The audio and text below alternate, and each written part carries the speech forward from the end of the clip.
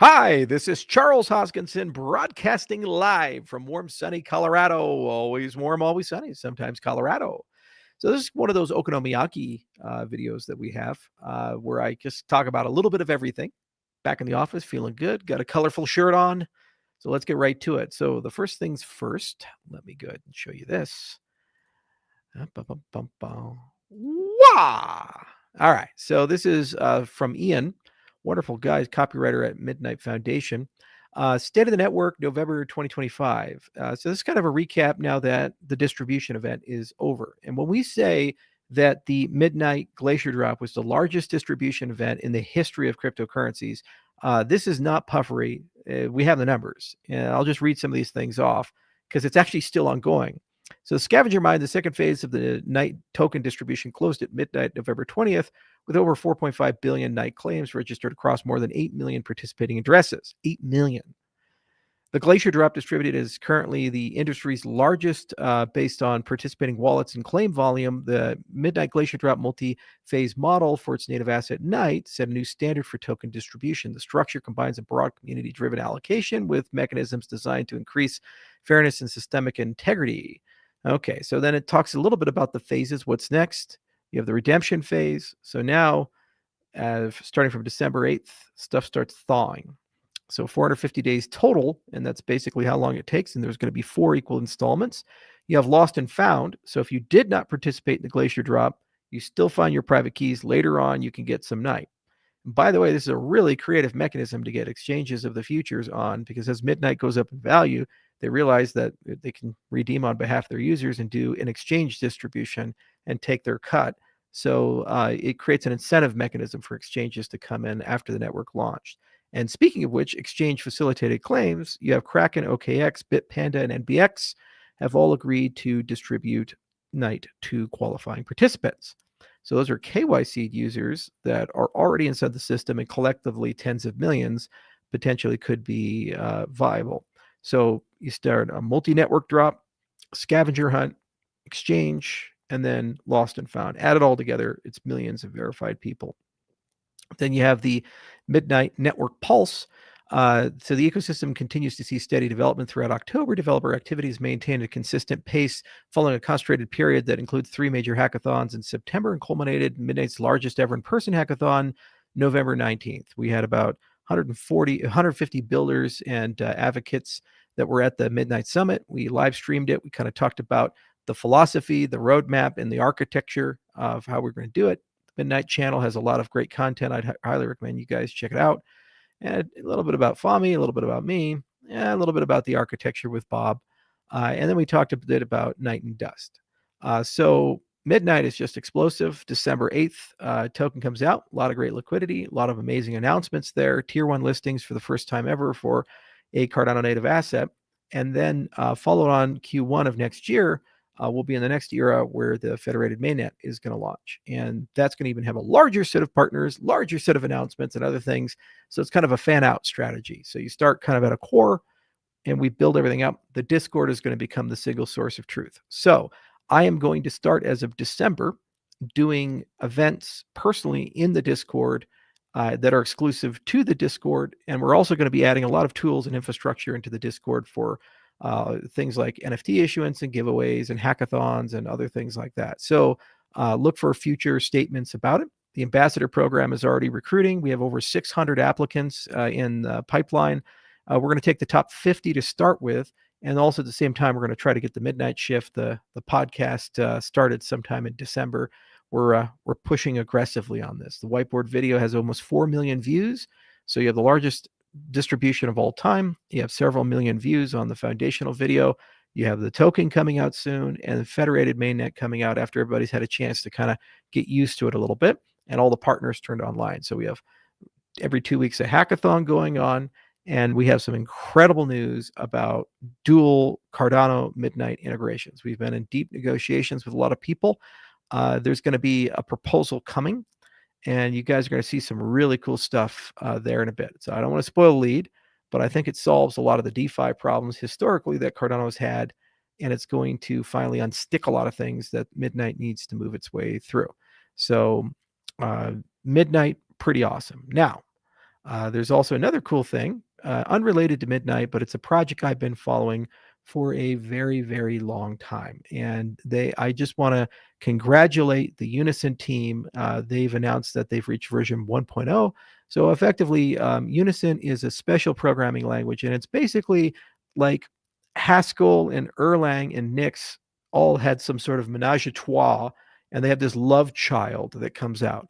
And had this language existed in this current state with this level of maturity, with the ability to pair it with Rust through an FFI, I would have built Cardano in it.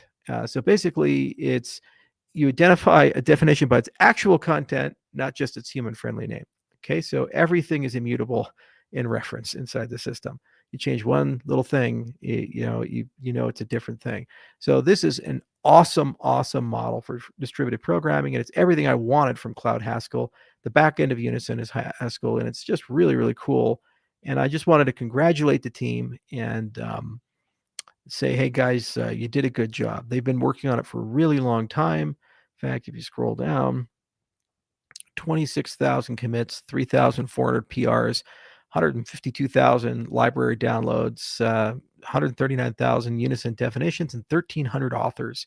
So the programming language has really grown. I think a lot of people are starting to realize this is kind of the template for a lot of your business logic for DAOs and smart contracts and all other things, especially if you pair it with Rust for high performance stuff.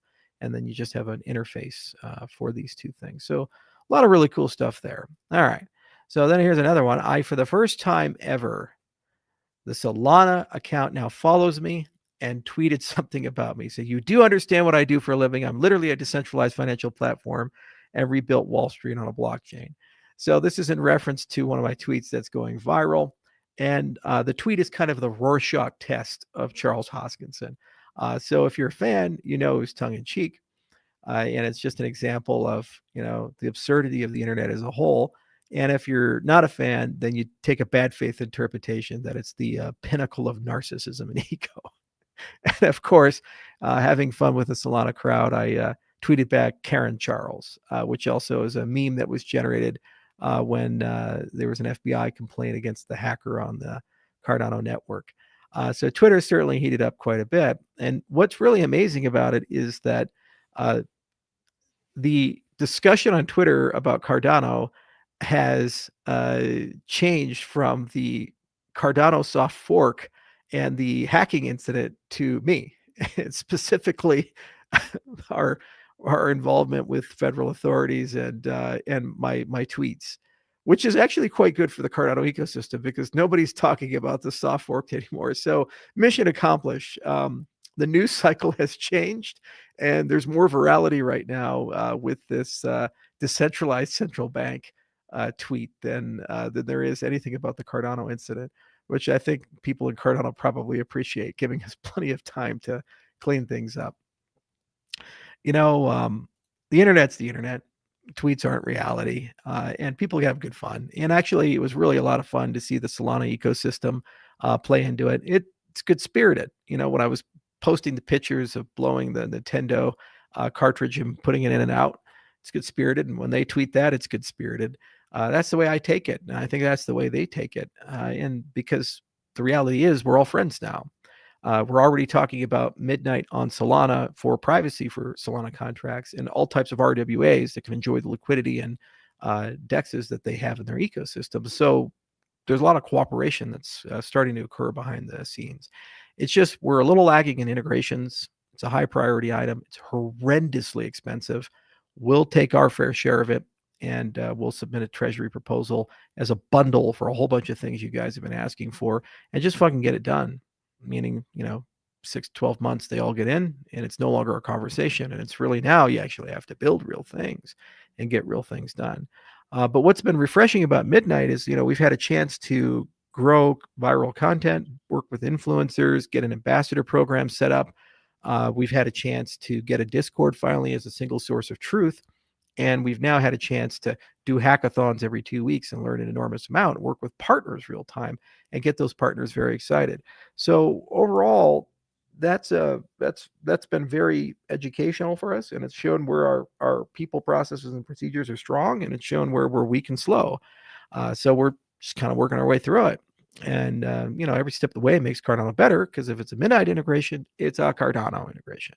So I firmly believe that Midnight was the MacGuffin to bring Circle and Tether and bridges and oracles to Cardano and get all that done. So I'm glad that we were finally able to get past that hump. And we have a lot of things that are going to bring a ton of TVL to the Cardano ecosystem. If anything, just understand that the Midnight Foundation will be an active participant in DeFi, unlike the Cardano Foundation. So that alone is going to bring a lot of TVL, if you think about it. And there's real world assets to match that. RealFi is the sleeper that I don't think people fully understand. I'll be at Abu Dhabi for Abu Dhabi Finance Week. I'm speaking there. It's the largest fintech conference in Abu Dhabi for the year. All the kings and all the big people are there, and the trillion-dollar sovereign wealth funds. But John O'Connor is also going to be there and speaking, and he's going to be talking about RealFi. And we said to John, got to launch it. We did over 1 million loans in Kenya and Uganda with my money, just to test our credit model and our MFI relationships and how we process these types of things. Fast 30 to 90-day loans. It's being translated with help from Sunday and others into the DeFi world to be launched on Cardano and the TVL, the yields to exist there. So a lot of really cool things happening in that side of the space, and we're really excited to get that done. So that's launching next year, and I think that's going to be the single biggest driver, along with Midnight, for TVL and transactions on Cardano in the Cardano ecosystem. And certainly other people will get a halo effect, and there's going to be a lot of sleepers that come out next year, and people who are building right now, like Iagon and others, that I do think have a really bright future. So we're not out of it. Tomorrow we also launch the Laos dashboard, because we are working 24 hours a day, 7 days a week on Laos, and we keep adding and adding and adding and adding. And, that team is building up faster than any other team we've had. And I told the guys, we got to get Laos out next year. There's no ifs, ands, and buts about it. We also had a great meeting with Kyle and Adam Dean and Sam Leathers about how we can unify the Hydra community and ecosystem together to take the Hydra project to the next level. You guys may have noticed Hydra is now in mainnet with Delta DeFi, the Glacier drop, Hydra Doom, as well as the vending machine project that Sam and friends did. And so we got to take it to the next level so we can have DApp by DApp acceleration. Starstream will add a lot of language, new features, and of course Plutus V4 is going to add a lot along with Aiken. And then we have Laos at the base ledger to speed things up tremendously. So it's a really, really fertile world, and a lot of cool things are coming. And there's a question here, and actually I did want to address this one. How come Coinbase not supporting Midnight Airdrop? It's one of those things where a lot of exchanges have, and there's been a lot of discussions about how to get them along. And I think the usual suspects have done a phenomenal job and great coordination with us. Coinbase has a competing product that they invested heavily in called Aleo. So they're always going to be a little slow at the gate because hundreds of millions of dollars have gone to something else that's in the same category. So I do believe there's a path to get Midnight on Coinbase and get all that done, but it's not one of the launch set.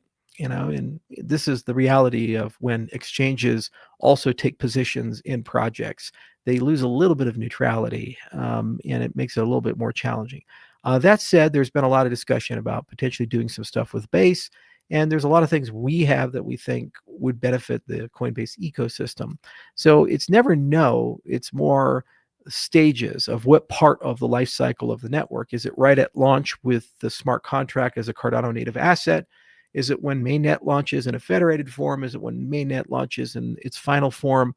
There's a lot of that stuff. But I think we have a great launch set December 8th to get the party started, things done. And then throughout the year, the end of this year and next year, every 6 weeks, stuff is happening. Partners are coming online, new technologies are coming online, and new exchanges will come online. And it'll gradually escalate and fan up to larger and larger ones. So that it's kind of a managed, curated launch. So the first 90 days are really just crazy because there's a frenetic pace at all these things. And we'll have a ton of things to say at Consensus Hong Kong that I think people are going to be very excited about. But, some were with us in the early set and some weren't. And that was one that wasn't. But they're the ones that are quite large, quite prominent, and you'd recognize, and you'll see it. And what's really cool is Midnight is just going to keep growing and evolving. It's especially true when you look at the bridge infrastructure, when we say, well, the raison d'etre of Midnight is it's a layer 2 to everybody. Well, that's not instantly all at the same time. You kind of have to give breathing space for each ecosystem to have chance to kind of catch up. So as we go through that roadmap, it'll be like every 2 months, one of those bridges open and creates a hybrid dApp for each one. So then launch partners can be attached as they go through. And so it gives a chance for each ecosystem to showcase some really cool stuff. So what's nice is that, it's kind of Cardano native, then Cardano in Midnight, and then Midnight in the rest of the ecosystem.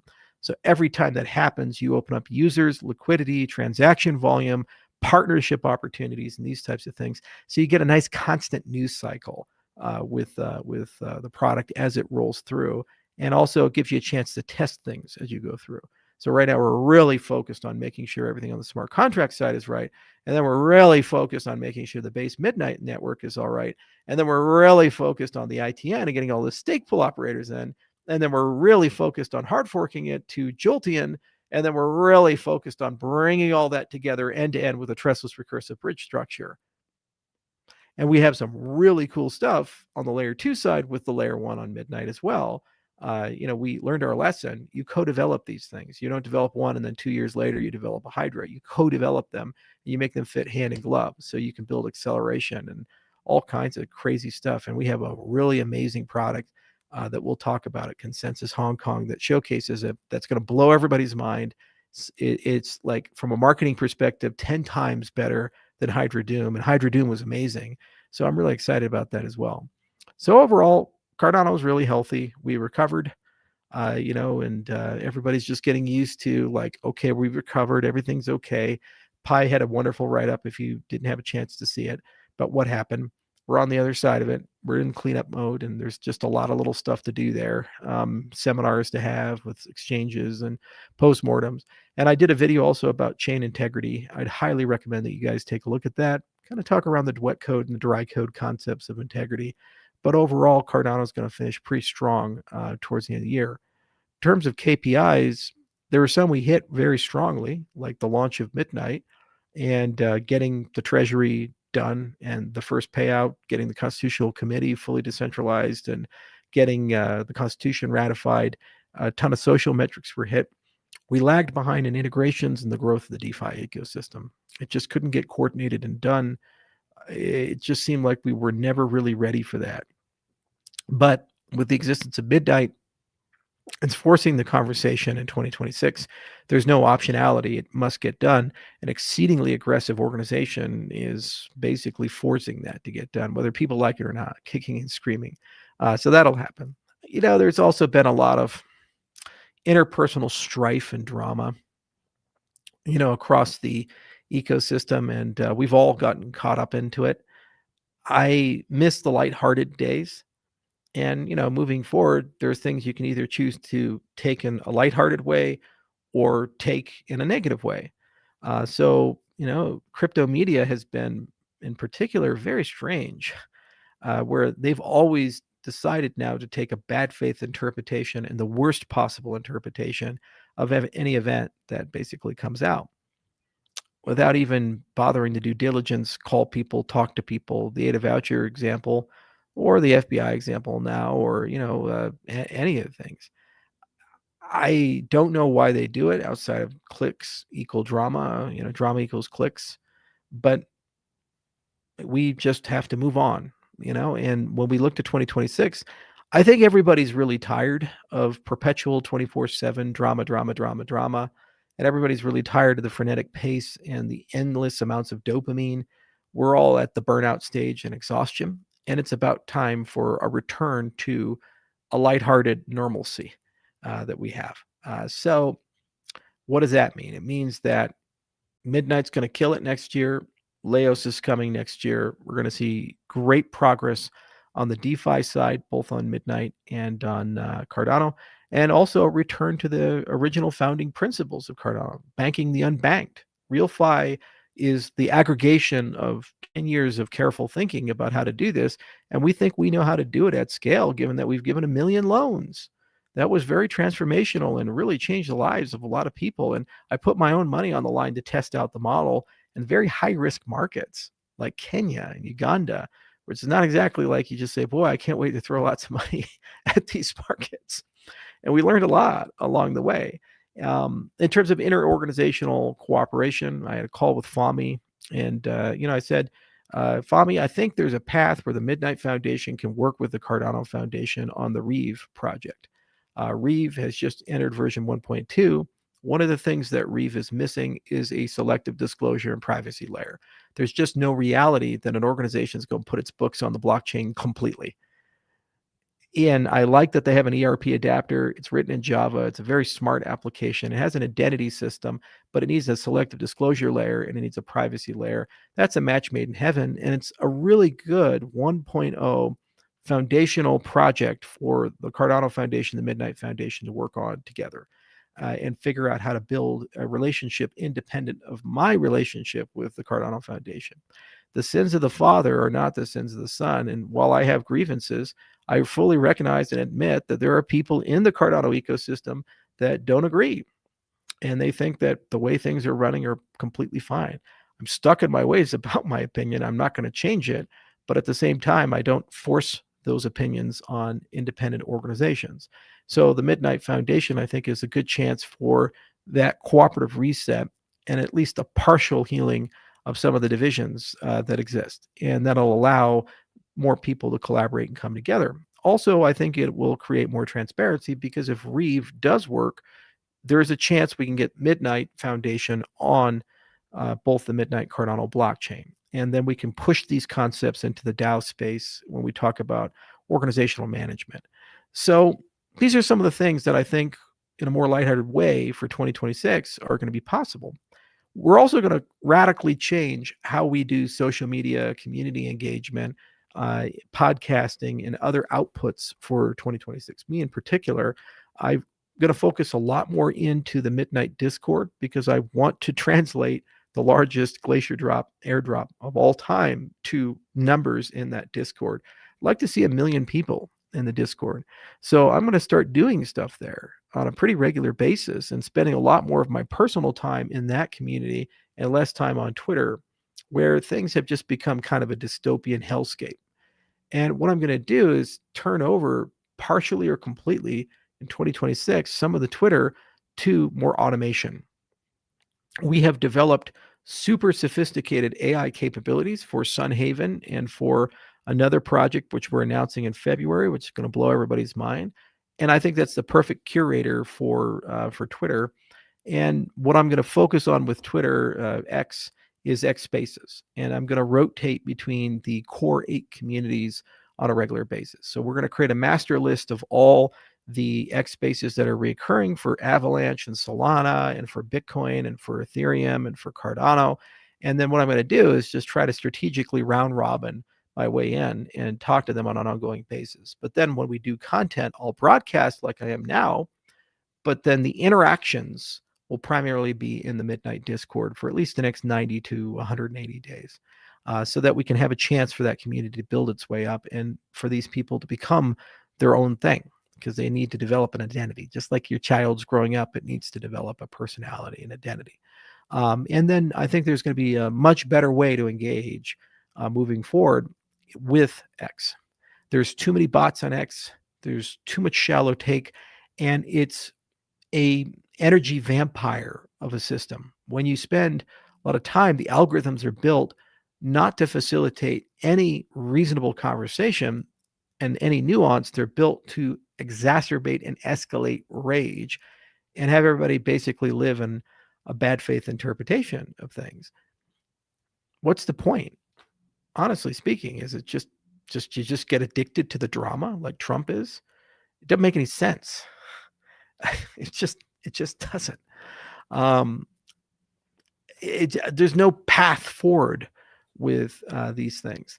You just have to re-engage and do it differently. And frankly, you fight fire with fire. So we'll create a digital twin, and a hyper sophisticated digital Charles will occasionally be at the helm, and Charles will be occasionally at the helm. And we'll see if you guys can tell the difference in 2026. But that means also that all the drama gets offloaded there. So paradoxically, the content and engagement will actually go way up, because now that it's a full-time job for that digital twin. And I'll have a dedicated team on that.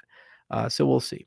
But then with the Discord, we can do a lot more stuff. We can integrate wallets into the Discord, give away NFTs. We can have all kinds of fun engagement, micro tipping. It's really cool what you can do once we build a population up.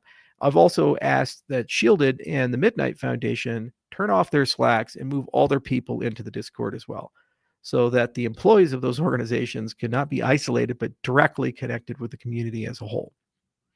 Okay, so this forces everybody to be one group, one team, one conversation. I think that was one of the flaws in the early days of Cardano. There was the IO Slack and the Emergo Slack and the Foundation Slack, and then all the community channels, of which they were very fragmented. We never pulled them together. So we're going to pull all of them together and put them into one place, one engagement layer. And what's nice is it's curated. Okay, it's curated. So you have layers and automations and other things to make sure that that doesn't go off the rails and doesn't get crazy. And what's also nice is we can start building some of the selective disclosure capabilities into Discord as well. So you can join with an alias. And what does that mean? You can still prove you are somebody. You can prove you are a member of a group, like a proven ambassador or a member of an organization, but you don't have to use your real life human identity. Because I know some people are very concerned about being doxxed, and that's the whole point of fractional privacy, is to bring those capabilities back. And I think it's a killer application, moving forward. So very vibrant, lots of cool things going on, wonderful partnerships like Brave and others that really have volume. And so there's not going to be any challenge getting people, as you've seen with the Glacier drop. And there's not really going to be any challenge with interfacing with the markets and getting liquidity. Really, it's just getting more velocity and speed and making sure that we bring products to market faster. Lace was our biggest experiment in vibe coding and AI, and we've been able to reduce cycle time to about 50% of where it was just 3 months ago. And we see a huge hockey stick in productivity without a decline in code quality. So it's a petri dish for these capabilities. And we're now transitioning those capabilities into Acropolis, which is the future view of many of the technologies that we'd like to bring into Cardano. And by the way, you just saw a TX pipe with the supernode concept. So people are starting to realize that these things should be put together. Then we want to run that across the entire organization and all future things we do, including what we're doing with Midnight. So I think you're going to see a massive velocity increase in coding without a decline in quality. We learned a lot from the recent pig chain, chicken chain incident. So the Canary Net is something that I've made a priority for 2026, and we're going to figure out a path to get that done. And PubSub has to get done as well. So much more integrated, much more cooperative, more lighthearted. And for those of you who have privately messaged me or mentioned it publicly, I'm doing okay. Thank you so much for asking about my physical and mental health. I do appreciate it. It means the world to me that a lot of you care. This has been an incredibly, incredibly tough year. I've traveled more than 200 days. I've gone to many, many places. I'm still getting on a plane, heading out to Abu Dhabi next. I had 4 deaths close to me this year, and I had to deal with all those. And literally, I was leaving London after the incident, going to a funeral, and then coming back to work. It's just endless for all these things. And I'm running many businesses at the same time, like the clinic we just opened, the expansion, have to deal with all that, stuff in the construction company, stuff at the ranch. And, it adds up and it really does, keep you busy. And there are certainly weeks and days where, I'm just not at optimal levels. And so one of my goals for 2026 is to reduce the cognitive load so I can focus on the things that are important to me, and I can really go deep on a lot of different things. There are some transformational, pivotal things in privacy-enhancing technology, and it was fun to be with Agalos last week because we got to talk about a lot of these things, like can a whole blockchain, for example, possess a private key? And under what circumstances can that be made trustless and non-interactive? These are next generational capabilities that are going to fundamentally transform the space. It's good to have headspace to be able to think about those. Emotionally and these other things, everybody wants to be an armchair expert on my integrity, psychology, and my stability as a person. And what's extraordinary is the input into all of that are Twitter posts. And somehow those are a representative sample or their impression of history. And the reality is, there's a good reason why the Goldwater rule exists in psychiatry. It is a really bad idea with a shallow layer of information to psychoanalyze a person and then think that you have everything cracked out. In fact, just the other day, I saw a tweet. Somebody took the backdrop of my home office and diagnosed me with narcissistic personality disorder based upon the backdrop of my office using Grok as the armchair psychiatrist. It's just an extraordinary thing that we live in a time where people feel empowered and enabled to presume such things. I'm doing okay.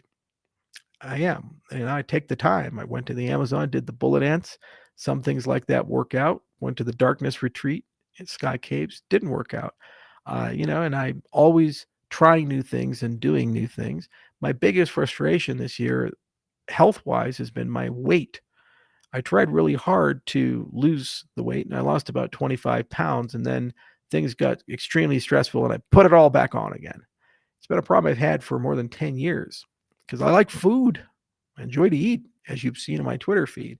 And I, like many, many, many, many, many millions of Americans, suffer from obesity. It's not morbid obesity. Pants still fit, but it's there. And if I stay in one location, naturally I lose weight week by week. It's the travel and the stress. When you have a fucked up sleep schedule and super high cortisol levels and inconsistent diet and you can't connect to a gym, it's ridiculously hard to create stability there. So another thing in 2026 is that I'm going to travel less and really try to stay in one location as much as possible. I usually get invited to more than 200 to 300 events a year, of which I attend maybe 30 to 50. I'm probably only going to attend somewhere between 4 to 8 events next year. So it's a massive reduction in travel. My jet crew is going to be very sad because when I don't travel, I charter it. So they're going to be going pretty much 24/7 for other people. But it's going to be much better for the health. And you'll see day by day, week by week, the weight kind of dropping off and it makes you feel better.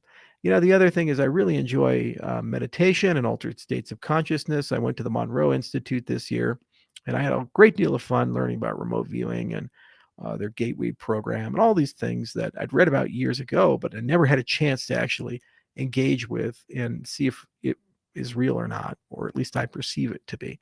So more of that next year as well, and I think it creates a lot more holism about it. So part of it is just slow down a bit, more cognitive space, let AI do the AI thing. And for platforms that are taken over by AI, let AI fight with AI. And for platforms like the Discord, which we can actually make sure they're real people, give people the space and time that they need to be there. People come and go. We had a resignation of an IO employee who I still can't quite understand the argument about the FBI thing, but people are allowed to have a difference of opinion. Roman is a really smart guy, a little weird, but really smart. And he's going to find all kinds of really cool things to do, either in our ecosystem or in other ecosystems. So let him do his thing, and I'm sure he'll be working on Starstream or next version of Plutus or other stuff, or he'll end up in an adjacent ecosystem like Midnight and be doing great work there. Part of this job is letting go. You have to accept that people come, they go, they sometimes come back, they sometimes don't, and you just move on. And really you have to keep every month returning to first principles and returning to why we're here. It's just like meditation. Your mind seems calm and calm and calm. You're doing the breathing thing, and then suddenly you're thinking about the groceries, and suddenly you're thinking about, did you refill your gas tank? And suddenly you're thinking about what you're doing tomorrow, and suddenly you're thinking about the next meeting you got to go. And what are you supposed to do? You have equanimity. You let the thought pass. You take a breath through the nose, in for 4, hold for a second, out for 6, and you return to that. And that's the nature of ecosystems. People come in and people come out. People come in and out and out. And there's that. And Twitter does that. It does it. And you just take the breath in, you take the breath out. You have to express calm. So some weeks are easier than other weeks. And some things are easier than other things. As a final point, this is the first year where it was very challenging on the integrity side for me because I saw things happening in Washington, D.C. that made me deeply uncomfortable, but I tried for the sake and good of the cryptocurrency ecosystem to just get along with those things. But I've gotten to a point where I no longer can just stay silent about all those things. It is deeply distasteful to me living in an ecosystem when any politician, president on down, issues a meme coin. It's not really helpful. It doesn't really add any value to our ecosystem or the conversation. And, we just all did our best to accept that as a fact of life, but it changed the narrative from a bipartisan narrative to a narrative that was crypto equals Trump equals bad. And I don't want that to be the perception of what we do, why we do it in the space as a whole.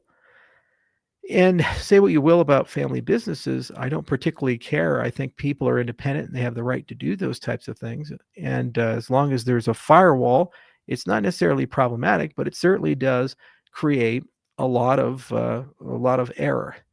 Now, there are other things like the bombings in Venezuela.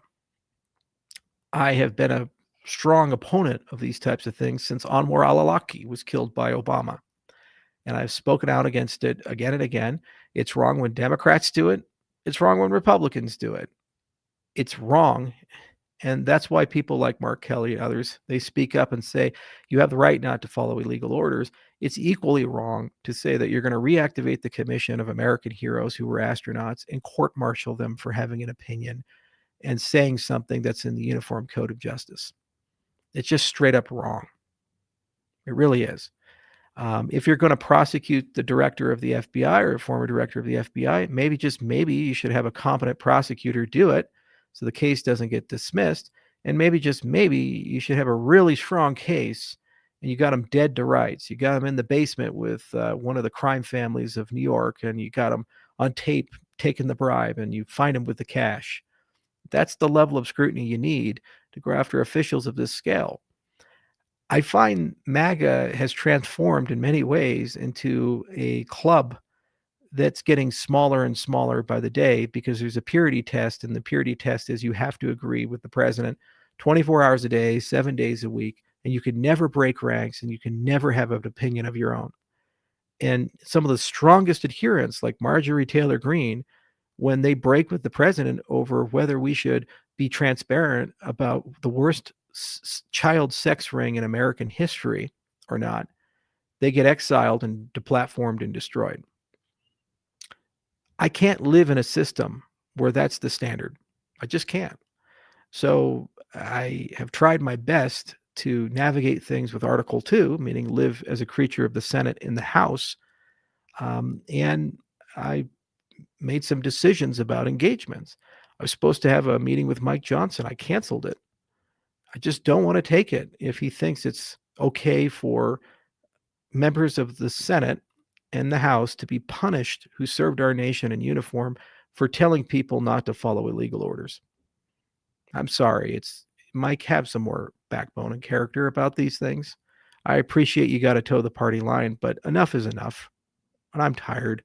And I'm tired of the shell game when they pass a law and now suddenly investigations opened up. Pam, were those investigations not relevant 2 months ago when you gave us a memo saying that Epstein acted alone and molested 1,000 children by himself? Now they're here because they're active investigations, don't have to reveal any files by law. There's no integrity anymore. And don't for a moment believe the Democrats are any better.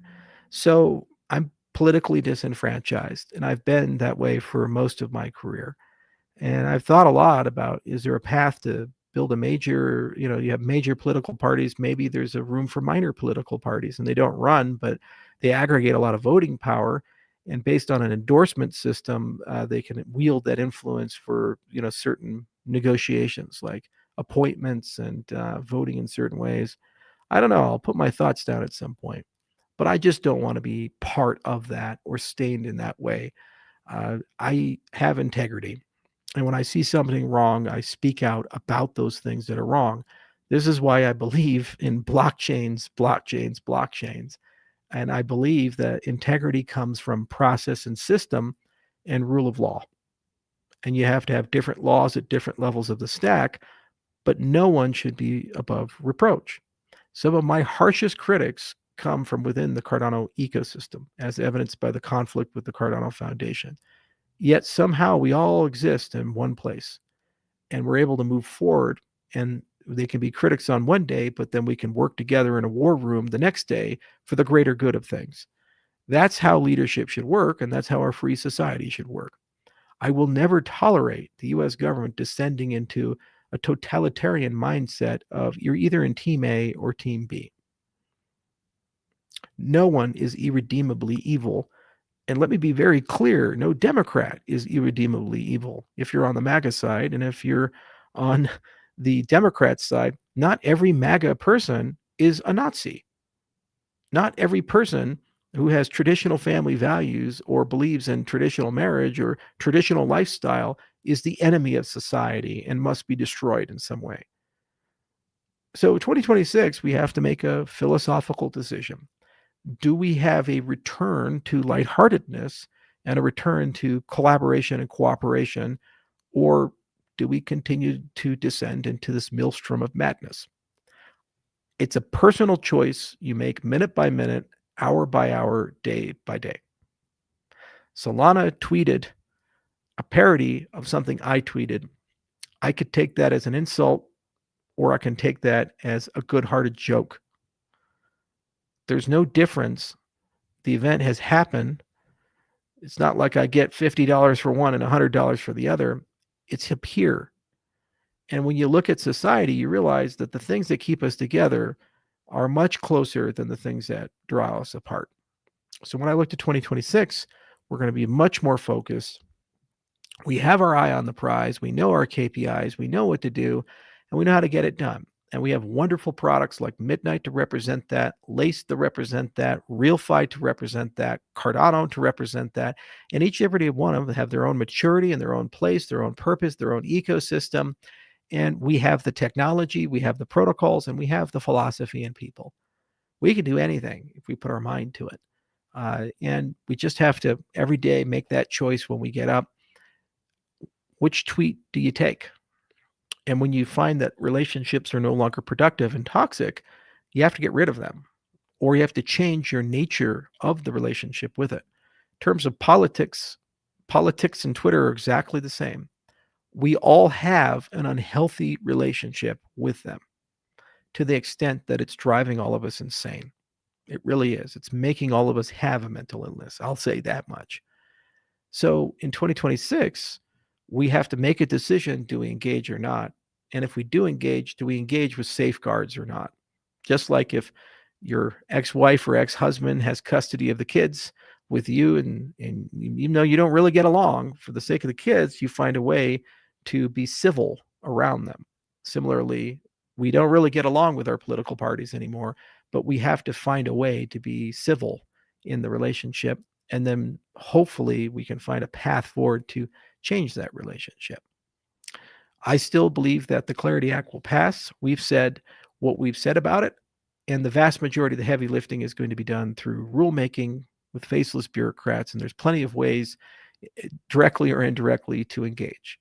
And I've put an enormous amount of personal time, as has Brad Garlinghouse and dozens of others in our industry, Brian Armstrong, and they're heroes in this fight. They represented the industry really well, and the text is in a good state. We just have to get it to a bipartisan state, and there's some horse trading to make that happen. But this means the horrors of Gary Gensler are over the minute that that's done. And now we have new challenges that transcend the body politique of the executive branch in this particular presidency. And, you know, we wish them well and we hope for them well.